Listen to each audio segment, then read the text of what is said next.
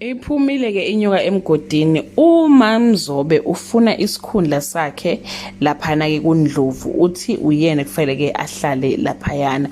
Hello everyone, welcome back to Sunny Live Show. Thank you so much guys for tuning in. I'm here to update you of what's going to happen on Umkhokha from the 9th to the 13th of December 2024 on Monday. In the dead of the night, Mthembu appears to Siphamandla and command him to bring home the scattered flocks before the lacking various strikes. Mamzobe insults Manzimande in the worst possible way. Kapsile and Lwazi's love is threatened on Tuesday. Siphamandla and Mamzobe learns of news that might derail their personal plans. A dark cloud rolls in and brings with it an old friend on a new mission on Wednesday. Ndlovu instructs his wives to lash Mamzobe. Mlungisi tells Mamzobe her deep, dark, and dangerous secret on Thursday.